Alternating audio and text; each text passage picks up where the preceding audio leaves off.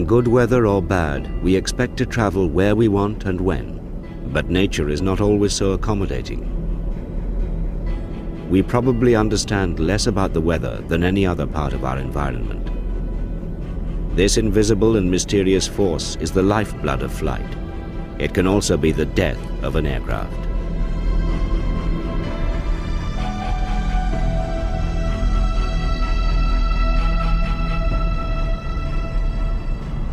On January the 13th, 1982, Washington had its worst snowstorm for decades. Government came to a halt. The city closed down. Office workers were sent home early. Not until mid-afternoon were there signs of life at Washington National Airport. It had been closed all morning, to the frustration of thousands trying to escape to warmer climes. Now, passengers for Air Florida's flight Palm 90 to Miami were told to board. They were to be in the hands of a crew with little experience of bad weather. I remember before we finally got on the airplane that I looked out there and I didn't see any evidence that the pilots had done a ground check of the airplane, which I could tell because there was no footprints walking around the airplane in the snow, and it never, the snow still looked undisturbed. So that bothered me a little bit. I specifically remember thinking, I want to see somebody walk around that airplane before I got on it. I never did see anybody walk around the airplane. Those guys were sitting fat, dumb, and happy in their cockpit and talking about the weather in Florida, as I recall, when I got on the airplane. The captain announced, after we had tried a couple times to back out using the tractor, he announced that the tractor was incapable of pulling us out by itself, but I do recall that he used some reverse thrust to try to back us out. In the snow and ice, I thought that was pretty abnormal. And as it turned out, it was, because it had the effect of sucking up the storm debris into the engines, and I think that, I know now from reading the accident reports, that was a contributing cause to what happened to us. I didn't think we'd actually get airborne, but I could feel us lift off the runway. The shaker was going, I could hear the dishes coming out of the galley all over everywhere, and I knew we were in deep shit. When we hit the bridge, it was kind of like being rear-ended on a freeway, and I said, Jesus, I survived that. And then I realized I was still heavily in motion, and the next thing I know, and we were tumbling, it seemed like, and then we hit something that seemed like 100 times harder than that first hit, which had to be hitting the river. And I blacked out, and as I was blacking out, I just figured that was it, so my last thought was, God help me.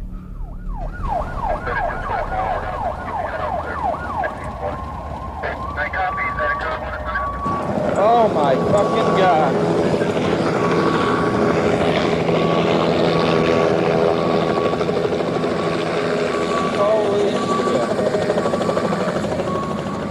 The plane had hit the 14th Street Bridge over the River Potomac, the main route into Washington from the suburbs of Virginia.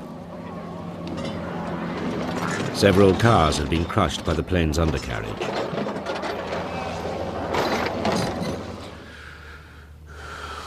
The dark in that airplane, it was absolutely pitch black. I remember it settling onto the ground or onto the bottom of the river before I could get my legs free. And I remember swimming out over the top of the seats toward the back of the airplane. I knew I was out of the airplane when the light in the water turned from absolute black to sort of gray.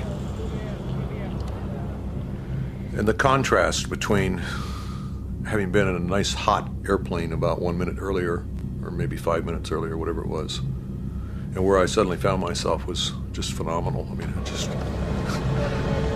the airplane was gone. Everything was gone.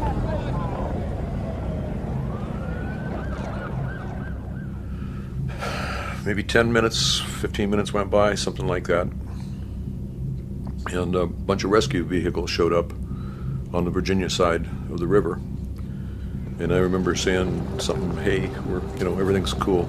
They're here, And must have been half a dozen vehicles or so pulled up and sat, parked right beside the river there, and everybody jumped up, and there were another 500 people standing out there looking at us, and they just kept standing there and looking at us with their lights going and their sirens going and all that, and eventually I realized they had no way to get to us.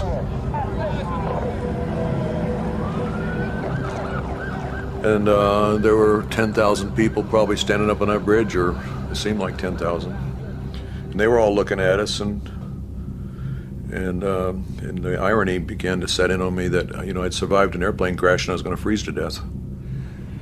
I had just gotten there, and it was about 3 deep at the bar, and I'd ordered a drink, and I don't think I ever got it. And someone said there was something on television. They had a couple TVs in there that an airplane had crashed into the Potomac. And the first vision I had was a Cessna 172 or something like that had crashed in the Potomac. Didn't make much of it. And then there was a phone at the end of the bar, and there was a guy yelling. There were 4 lines lit up, and he was yelling for some people I knew. He was hollering across this crowd, and all the pagers started going off. And then we looked up, and we saw it, and someone got on the phone, and they said that a 737 had crashed in the Potomac. And so needless to say, we didn't have another drink.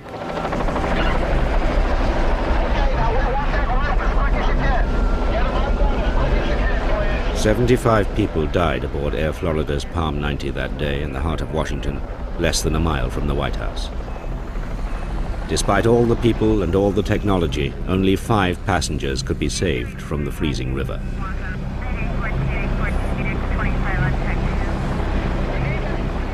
Flight attendant Kelly Duncan.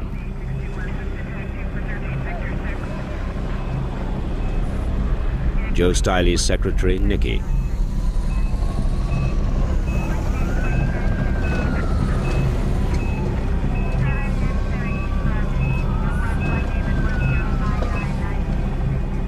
She would be rescued later by a Park Service helicopter. Joe Stiley and Priscilla Tirado, who had left her baby and her husband behind in the plane.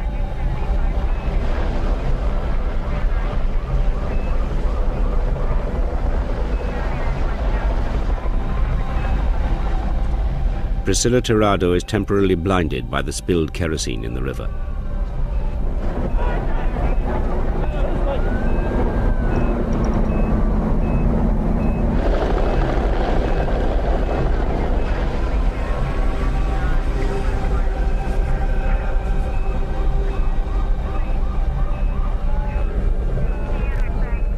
A passerby, Lenny Skuknik, can watch no more.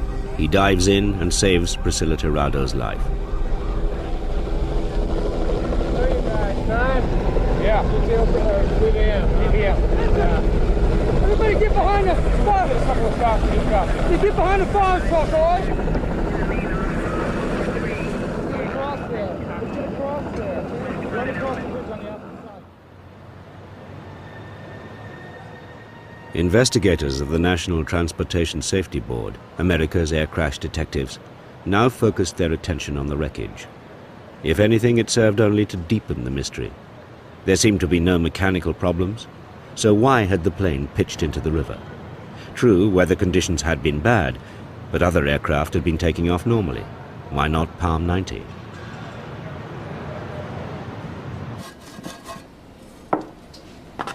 It was the eventual discovery of the cockpit voice recorder that was to provide the answer. The last seconds of this 30-minute audio tape echoed the desperation of the pilots as they realized they were not going to make it.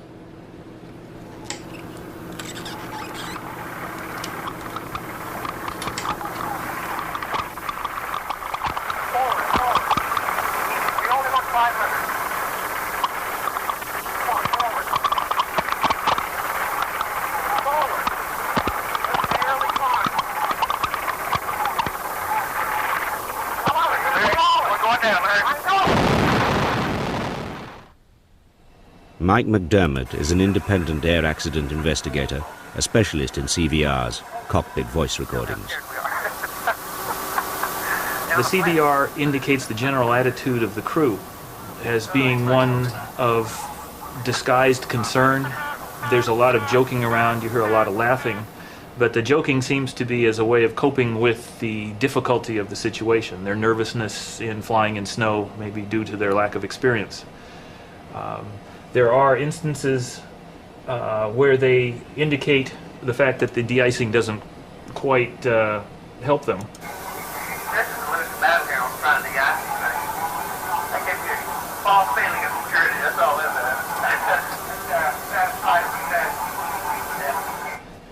They also indicate,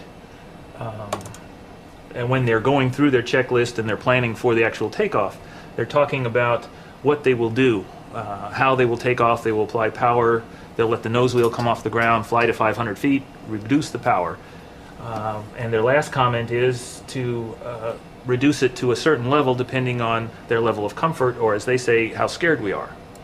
I'll put it back about 1.55. So I think they were very nervous about the situation. They knew that they were heavy.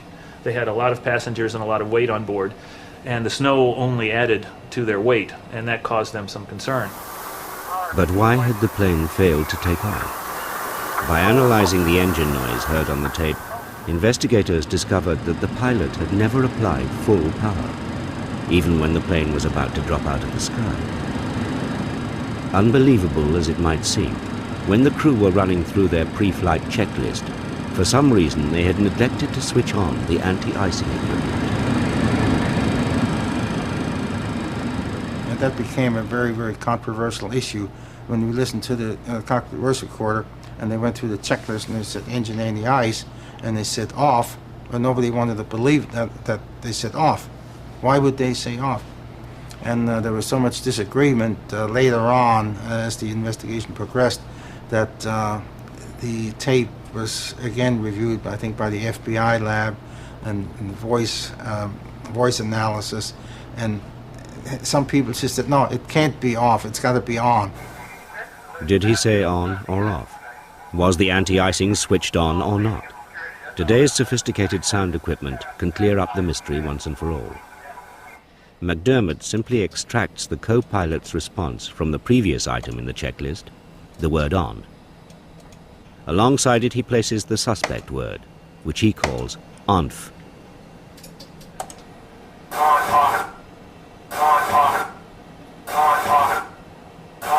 And after you've listened to this for hours, literally hours on end, I think it becomes very apparent that the second word is actually off.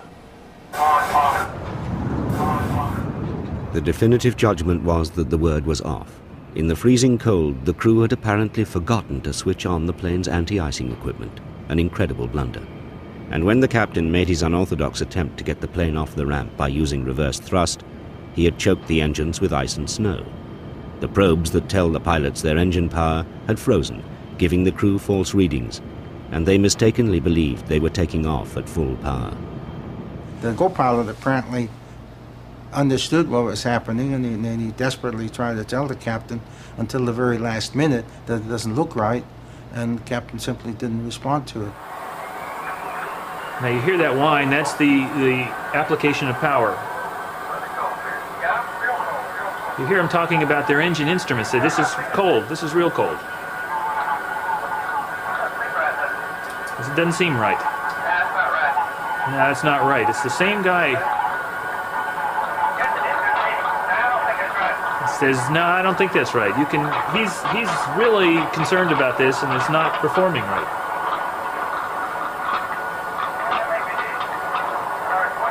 He sort of resigns himself to it and says, yeah, well, maybe it is.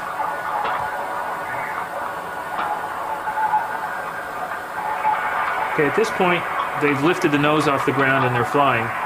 You hear the stick shaker, the da-da-da-da-da-da-da sound, indicating that they're not flying fast enough. They're about to stall the wing of the aircraft. And the pilot is saying, forward, forward, we only need 500 feet.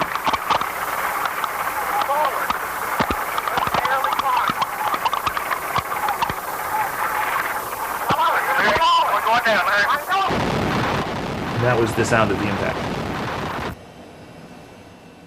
The Air Florida investigation was a milestone in the use of cockpit voice recordings to solve an accident. It also underlined a message as old as flying itself. I frankly don't know how much more you can tell people. That you have to have a clean airplane. You can't have ice on it. I know the operations are complex, traffic situations, airport traffic,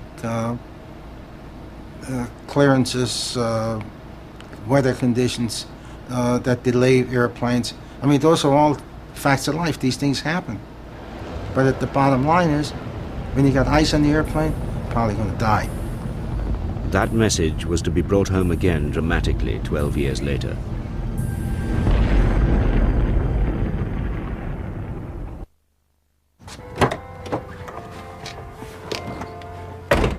The NTSB's most controversial case for years is in the hands of its most flamboyant investigator. Greg Fythe joined the NTSB straight from school for a few weeks' work experience. 16 years later, he's still there. I am a professional tin kicker. I go out there hunting down the clues, and the only way to do that is to roll the wreckage over, rummage through the wreckage to see what it's going to tell us. Well, I think that's just been a perfect way to describe the people that do this work. Airplanes are made of aluminum, and we're out there kicking it. When I go out to an accident site, and all I have is 10 acres of bits and pieces of airplane, my challenge is to go out there and try and put all those pieces back together again and figure out what actually happened to bring me to this place. I mean, I like going out and using my mind to put the puzzle back together again. That's the challenge for me. I got the greatest job in the world. As bad as it is, I have the greatest job in the world.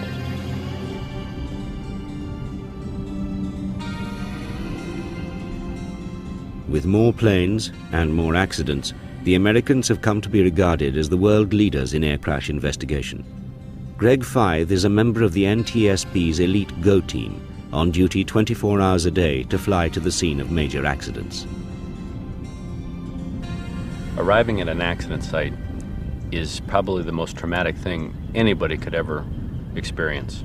I've conditioned myself over 16 years of doing this business, but it still bothers me when I get there, only because you have a sense of an adrenaline rush. You get there, you're pumped, you're ready to go to work, but you have to step back for a moment because you're looking at death and destruction in just magnitudes that are sometimes incomprehensible. It's one of those things where once you've smelled an accident site, you never forget it. Accident sites have a distinct smell. You could put me in the woods, turn me around in circles, and if I'm downwind, I can smell my way to an accident site. It's just, there's just a distinct sense with airplane accidents. And once you've got that in your head, you never forget it. And while I wish I could forget it, I can't. And so getting out there, you take a step back, you adjust yourself to what you're about to do, and then you go forward and do it. Some of us handle it better than others. I work with people from varying backgrounds that when they get to an accident site, they can't handle it because they can't comprehend what they're seeing out there. The death, the destruction. When you look out the window of a terminal at the airport and you see a big, beautiful 747, weighs 800,000 pounds and can carry 500 people, and then you get out to an accident site and the biggest part of that airplane left is a rudder or maybe an engine, and the loss of life that's involved, it's like looking up at night, looking at the stars and wondering where it all ends. It's very hard to comprehend it sometimes. The investigation that Fythe has been working on for the past 2 years concerns the ATR aircraft. It's a turboprop, a propeller-driven aircraft ideal for commuter flights. The ATR is built by the French firm Aerospatiale, and it's hugely successful. 468 of them fly around the world. Now Greg Fythe thinks there's a question mark over the aircraft. The story begins in the American Midwest in 1994 with a commuter flight from Indianapolis to Chicago. On board were 64 passengers and a crew of 4.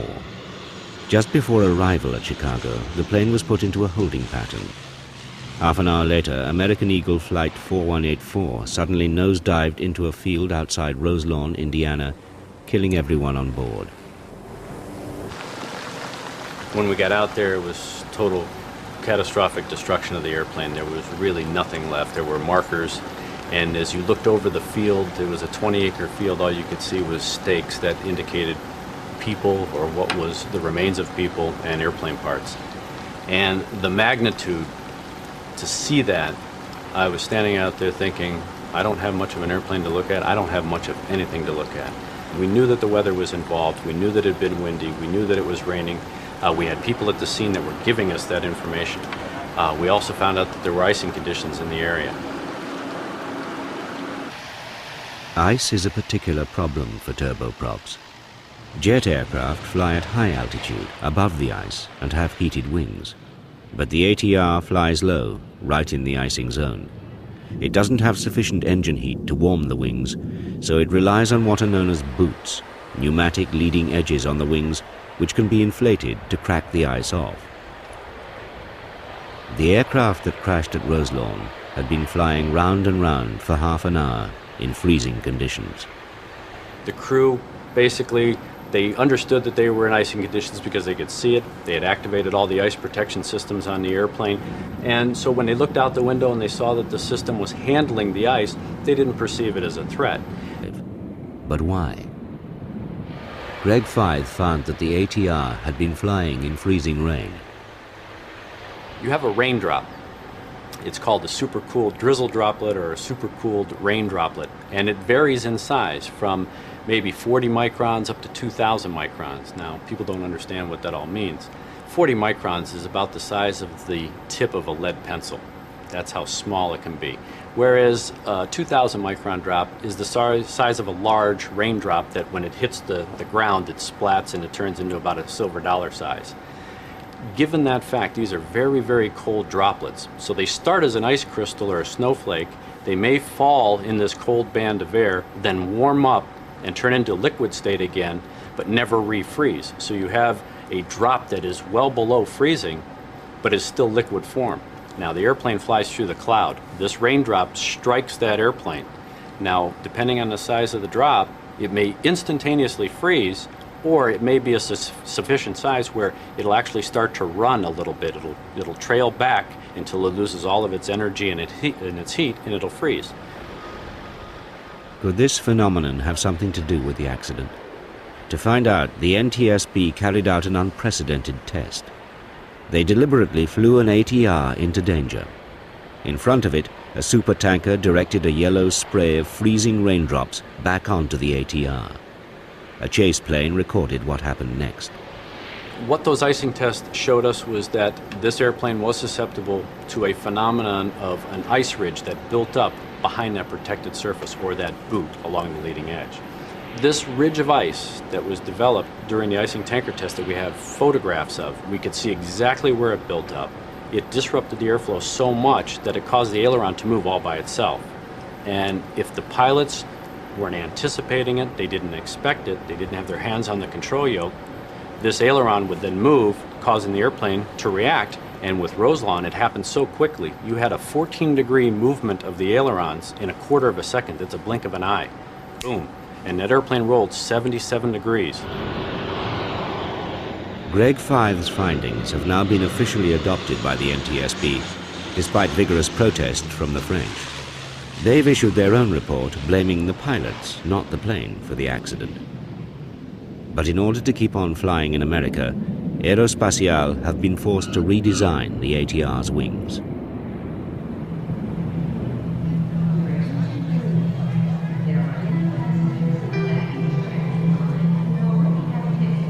As passengers, most of us have managed to suspend our disbelief in flying. But at rare moments, our vulnerability is brought home to us in a horrifying way. A sudden encounter with air turbulence can leave even experienced passengers screaming, petrified, white-knuckled.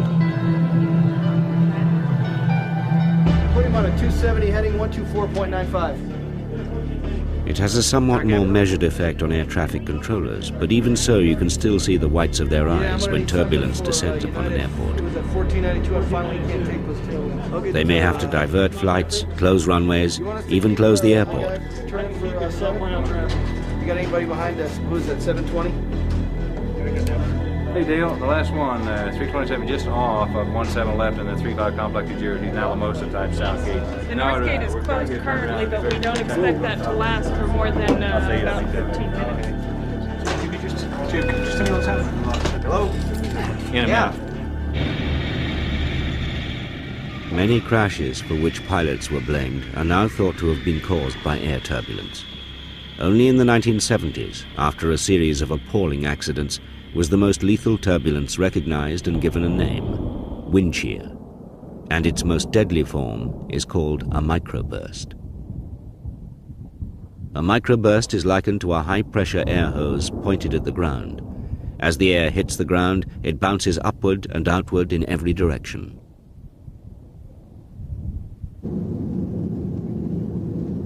"11 years ago, the full horrors of a microburst were visited upon this airport, Dallas-Fort Worth in Texas, the second biggest in the world. August the 2nd, 1985 was a day I'll never forget. It was your typical Texas day. Beautiful weather. You couldn't have asked for a more perfect day. And when we finished cleaning the trucks for that day and put them up in the stalls for the next emergency call, we're preparing our evening meal, and it's just before 6 o'clock. There's a weather warning comes on. The weatherman says we've got a severe weather cell at the north end of DFW Airport.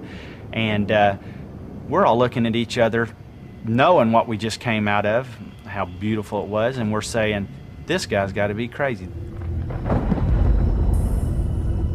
For the next 30 minutes, Dallas Airport was to experience extraordinary scenes as the full fury of nature was unleashed upon it.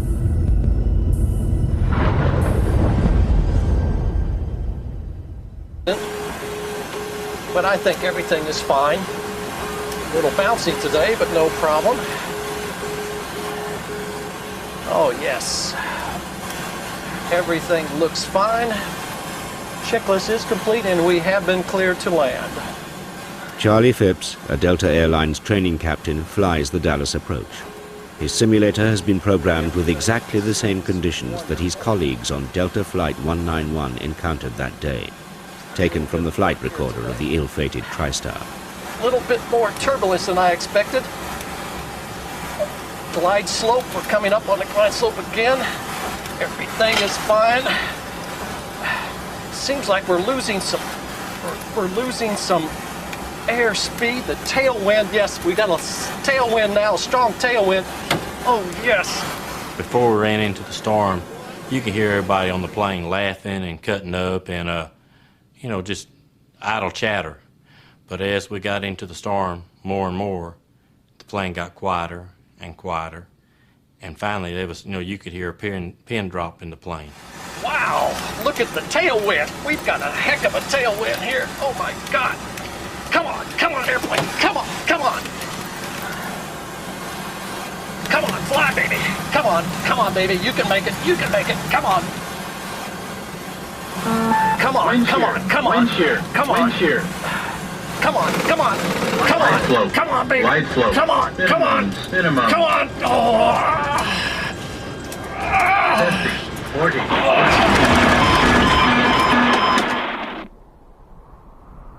The plane touched down in a field, engines screaming at full power, careered across a freeway, snapping off lampposts, bounced down upon a car, killing its occupant. Then it entered the airfield, heading at full speed, not for the runway, but to one side of it, heading for 2 4-million-gallon water tanks. The ride really got rougher, and when we hit the first water tower, nobody knew what we hit. And it was only a few seconds after that, tenths of seconds, we hit the second water tower. And that's when all the debris and the fire came back up the left side of the plane. And that's when I ducked my head. And you really didn't know what to do. I just knew I didn't want to die.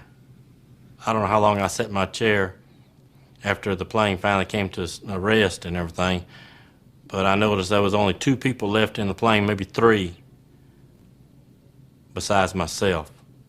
And the plane didn't have no middle section. All the middle seats were gone. And about that time, you could hear the sirens going off. The first aid was coming to us.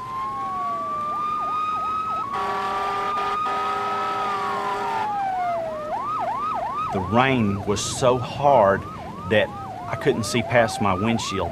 The rain and the wind was holding the windshield wipers back. They wouldn't even wipe the windshield. I tried to roll the window down to see. It was like somebody standing outside with a bucket of water hitting me in the face with it. It was that bad. As I approached the crash scene then and actually got to the tanks, I was not ready for what I saw. Through all my years of training, firefighters training, I really expected to see an aircraft sitting there on the ground, but there was no aircraft. It was just pieces of an aircraft. We had 4 million gallons of water pouring out of those tanks, and when I got out of the vehicle, the water was actually almost to my chin. It was that deep, and I could see the debris from this aircraft, looming out of the water, and fire and smoke and fuel burning on the water, and I could actually see bodies burning, and it was just a tremendous sight. As the clouds and the smoke are rising from this, it was a real ominous looking scene.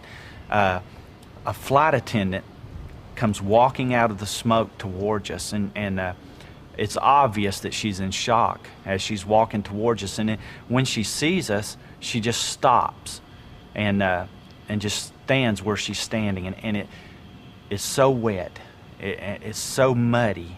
We're just sinking up in the mud out there. And as we get closer to this flight attendant, we see that her feet are turned upside down, and she's standing there in this mud. And actually, the only thing that was holding her up was her legs being stuck in the mud.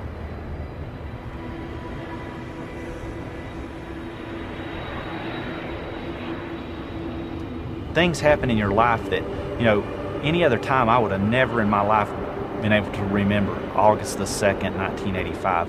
But this was such a tremendous thing that happened in my life and the life of all our other firemen that we'll never forget that day.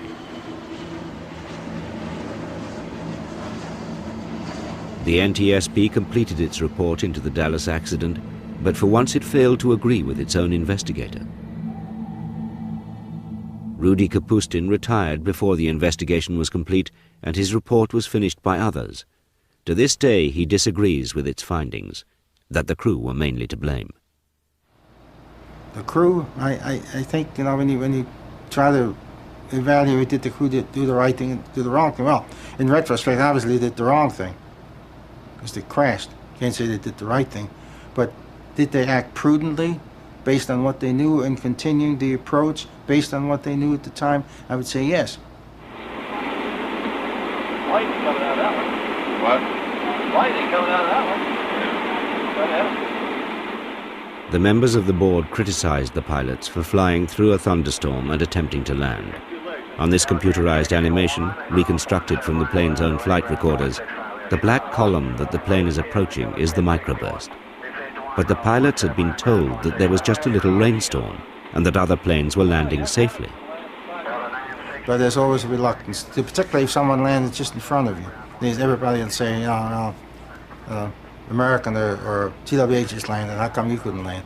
The passengers will do that. They don't like to be late. Push it up. Push it way up. Way up. Way up. Way up. The consequences of that reluctance can be heard on the plane's cockpit voice recording. Hang on. Speed way up.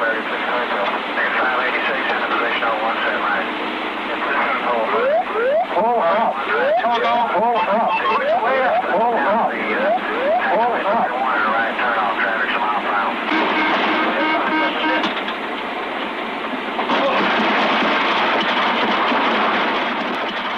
Now, the air traffic centers, air route traffic control centers, have meteorologists ever since, or because of some weather-involved accidents some years ago, had meteorologists assigned. Well, I think the one at DFW Center, he wasn't there. The backup weather facility wasn't functioning. Another one that was a backup facility for that. So in reality, real-time weather was never disseminated to that flight crew. And I was gone from the board when the report was adopted, and I had serious disagreements with the report because air traffic was just pretty much left out of the cause, and that I don't think was a fair assessment of what caused that particular accident. They pretty much left it all with the crew, based on the fact that one of the crew members said, "Yeah, there's lightning in it." They knew there was weather up there, and they said, "Yeah, there was lightning in it." Well, you don't know where that lightning was in relation, to their position. And also during the litigation, probably the first time, I don't know if it was the first time or not, but it was video animation was used to portray this flight going in, and it showed the lightning. But that's a little bit of Mickey Mouse, I mean, you can put the lightning anywhere you want to on an animation. And of course, the government got off scot-free in the litigation too. But that's what happens. I think that's how, when it gets to litigation, I think whoever tells the most convincing story, right or wrong, wins. I wasn't very happy about that. 137 people died at Dallas. Since then, the American government has ordered wind shear radar to be installed at all major airports. And NASA has developed a device that can be fitted aboard a plane to give 45 seconds advance warning of wind shear, enough to allow the plane to get out of trouble. So far, only one airline, Continental, has installed it. We have an airplane crash over here, just around Whitefield Park. Air crash detectives are rarely stumped for a solution. Even the most tangled heap of wreckage usually gives up an answer. But recently, the NTSB has had to declare itself mystified by 2 serious accidents. What makes it worse is that both happened to the same type of plane and in an eerily similar way. What kind is it, Mrs. Smith? I don't know. The first came in 1991 in the town of Colorado Springs in the foothills of the Rockies. It was witnessed by a teenager with a video camera. Okay, they're telling us to move the area. Because, sir, they don't want anything touched. What kind of plane is it? Do you know? Small private plane. Private jet or something. Small private plane? But this was no small private plane. It was a Boeing 737, the most popular passenger aircraft in the world. Aboard were 25 passengers, of whom not a trace remained. Do you mind getting out of my way? I don't think that there's any survivors in there. But Colorado Springs, the airplane had crashed into a hole, virtually nose first. We had a flight data recorder with 5 parameters that didn't give us a lot of information. Cockpit voice recorder, which was audible but in not very good quality. We knew that the weather in the area at the time was very windy. We do know that it was bad.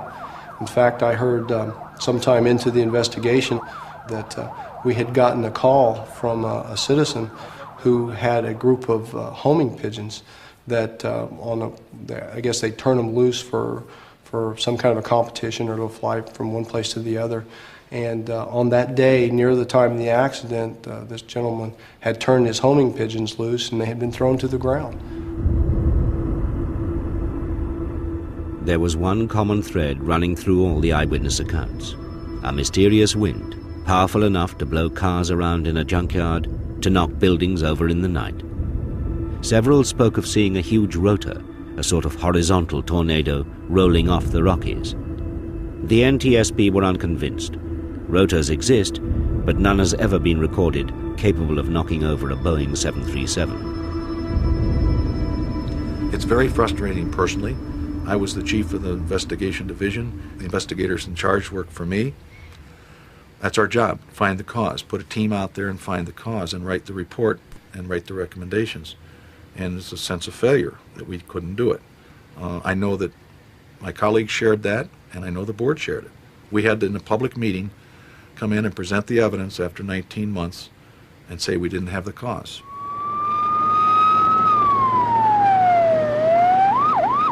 And then came another. In September 1994, 3 years after Colorado Springs, USAir Flight 427 into Pittsburgh crashed in almost identical circumstances. 132 people were killed outright. For the investigators of the NTSB, the alarm bells began to ring. Since Colorado Springs, which is not a solved accident in terms of a definitive cause, since that time we have been taking a look at 737s everywhere in the world that crash. Every time a 737 has an event, we've been monitoring it quite closely. So when you initially come up to something like Pittsburgh, it makes you wonder whether it's another Colorado type Springs event. Maybe we'll find here the clue that solves Colorado Springs. Maybe not. Going to the accident scene itself, how surreal and quiet it was. It had just rained. It was very early in the morning, about 7:30, and we actually got to the accident site. The wreckage was still smoldering, so you're walking through probably the most incredible devastation I've seen in fragmentation on an accident site. You can see it's not very far from the tail section. Bodies up there. Yeah, the first on scene was very unreal. Just taking a look around and then trying to find out where the various pieces of the airplane were, because when we initially walked up to the scene, you couldn't see anything recognizable as an airplane. I may be wrong on that. This is a pressure switch of some sort. Yeah, pressure switch. It's a one of the leading edge sled actuators. Rich, we got a sled actuator here. Okay, that's a Kruger flap actuator. Be careful, Jesus. Should have come from the other side. A couple guys here. You don't think somebody's trying to get out? As I walked into the accident scene, the day after the accident, I ran across a small backpack that had that evidently belonged to a child.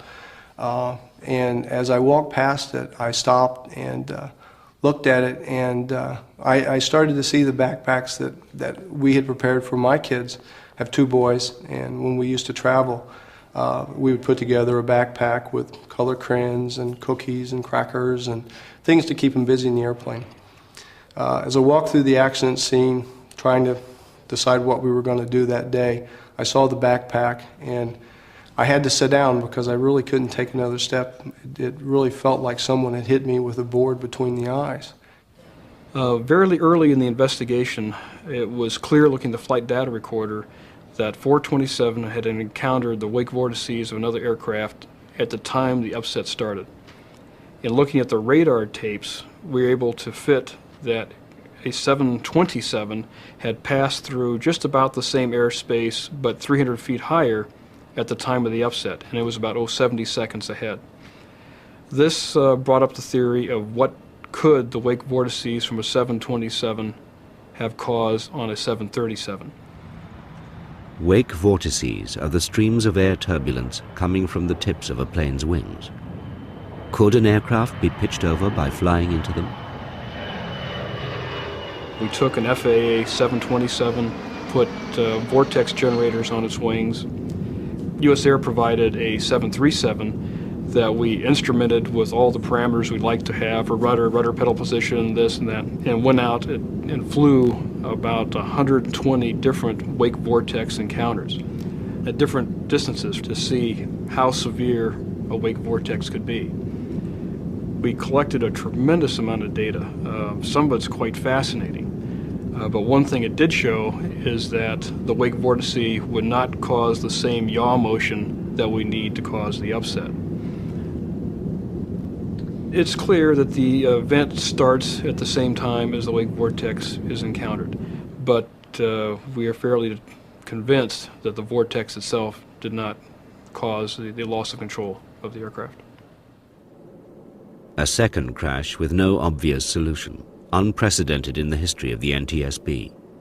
In both cases, the planes were on approach to an airport, turning onto the glide path, when they suddenly rolled over and dived into the ground. In both cases, there were unusual circumstances: air turbulence at Colorado Springs, the wake of a passing aircraft at Pittsburgh. But neither of these, whilst they may have provided the initial upset, were sufficient in themselves to tip the plane over. Everything was consistent with the rudder suddenly being pulled hard over, something a pilot would be extremely unlikely to do. Could the rudder have moved of its own accord? One thing that we have learned from Pittsburgh is that the best match as to the cause of the accident is the deflection of the rudder. What may have caused the rudder to deflect remains the question in this investigation. In a hangar, the USAir plane was carefully reconstructed. For the past 2 years, exhaustive tests have been carried out on the rudder. They're looking for a microscopic particle that could cause it suddenly to jam. They think they're onto something, but until they're sure, a question mark hangs over the world's most popular plane. Could it happen all over again? There's a question in the public's mind about the safety of the 737. I receive calls and letters every now and then from somebody who has to fly on a 737 and ask me what they think of the airplane. The 737, there's over 64 million flight hours. There's something like 26,000 aircraft flying about.